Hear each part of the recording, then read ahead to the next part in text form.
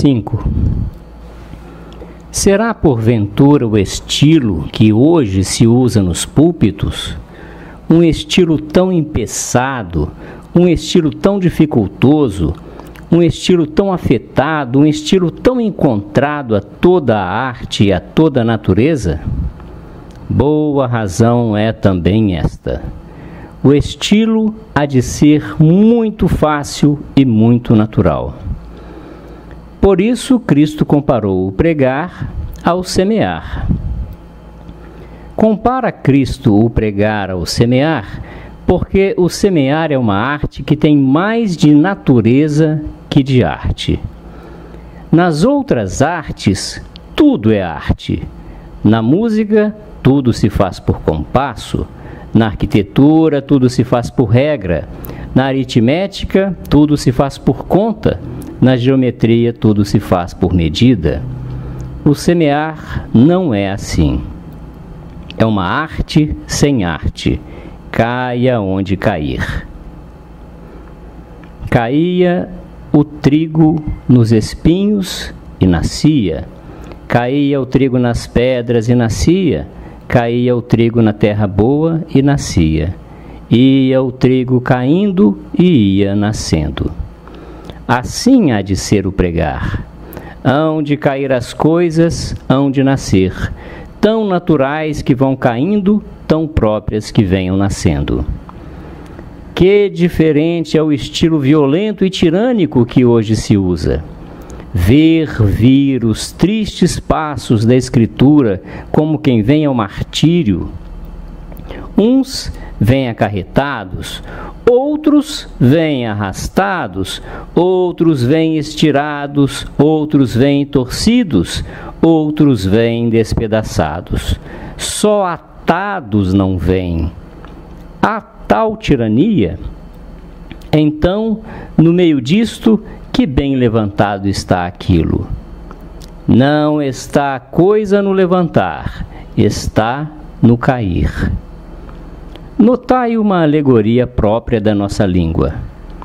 O trigo do semeador, ainda que caiu 4 vezes, só de 3 nasceu.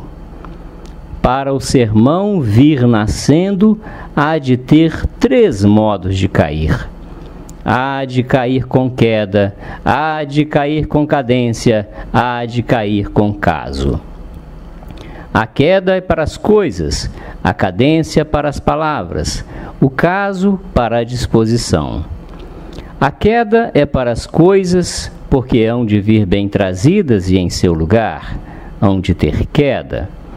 A cadência é para as palavras, porque hão de ser escabrosas, não hão de ser escabrosas nem dissonantes, hão de ter cadência.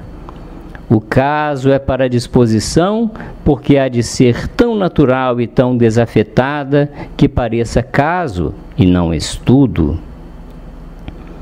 Já que falo contra os estilos modernos, quero alegar por mim o estilo do mais antigo pregador que houve no mundo. E qual foi ele?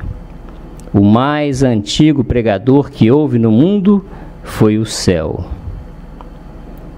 Suposto que o céu é pregador, deve ter sermões e deve ter palavras. Sim, tem, diz Davi.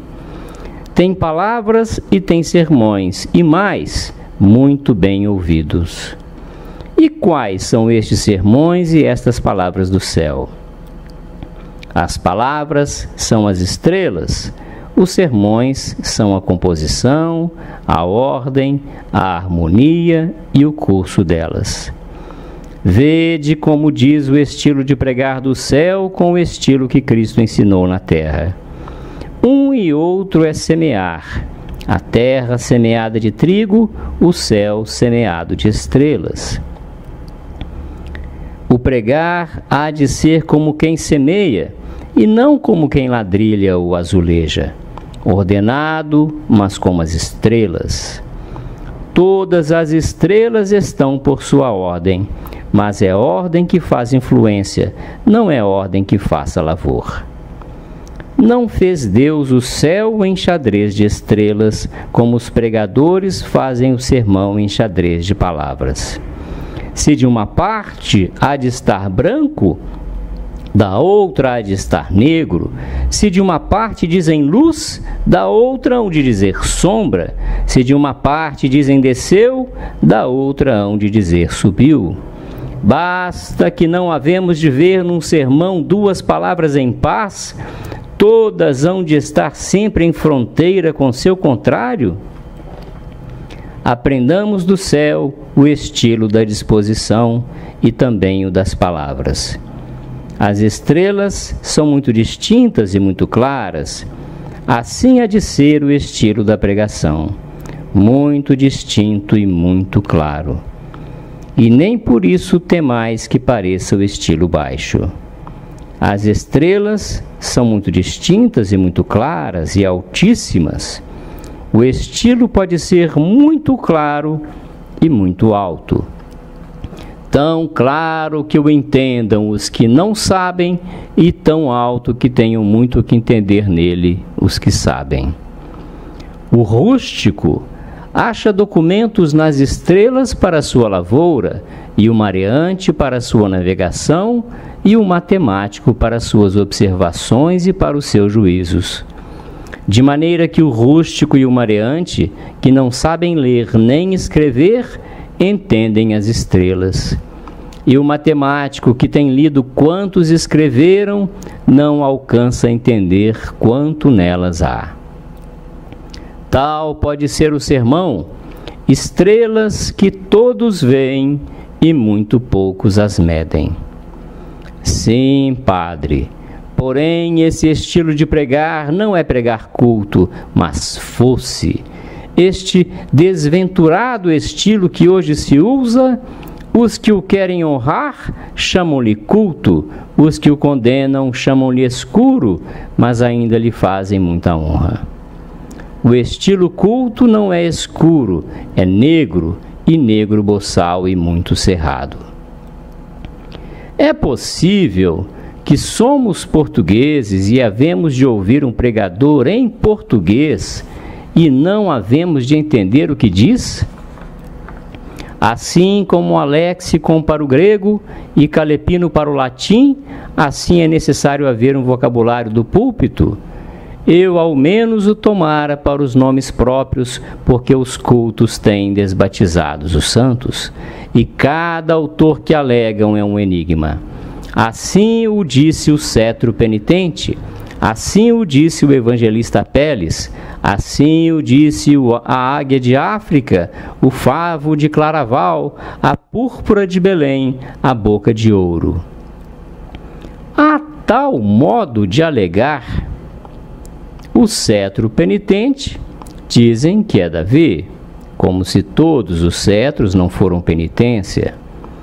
O evangelista Apelles dizem que é São Lucas, o favo de Claraval, que é São Bernardo, a águia de África, Santo Agostinho, a púrpura de Belém, São Jerônimo, a boca de ouro, São Crisóstomo.